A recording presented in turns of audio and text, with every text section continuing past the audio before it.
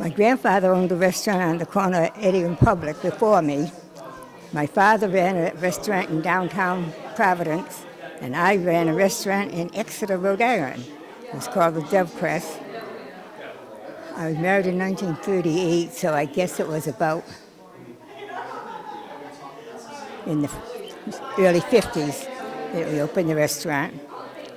And we did specialize in mostly native foods, like instead of beef steaks, we had buffalo steaks, we had venison, we had rabbit, any of the things that were native around here.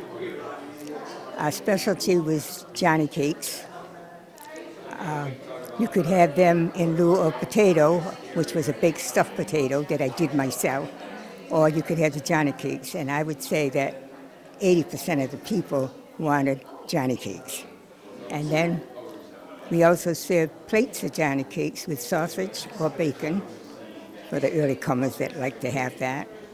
And that went over good. Syrup was on the table. If they wanted to put syrup, they could. But most of them just put butter, and that's what I do too.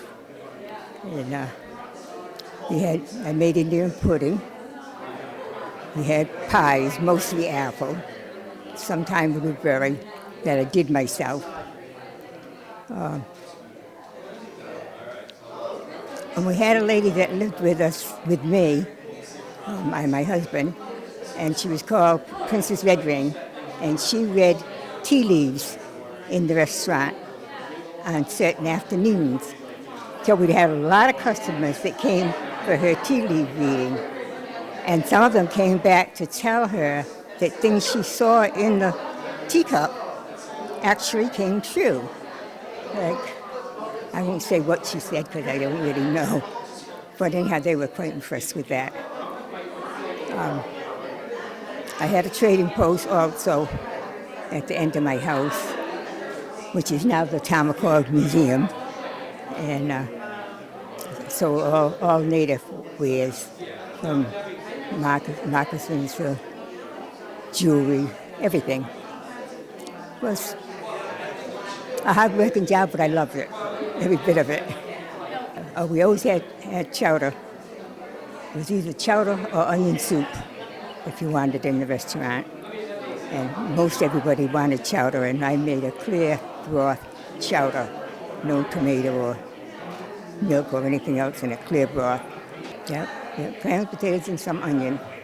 Make it taste good, you know. I thought when anybody ever said, one of the grandsons bought me a raccoon, I said, what on earth am I going to do with this damn thing? So he said, well, you can do something with it, Graham. It's good. It's perfectly good.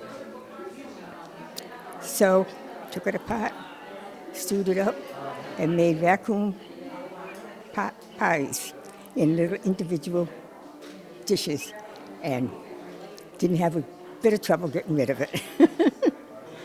And so the restaurant was hard work, but I can't say I didn't love it because I did.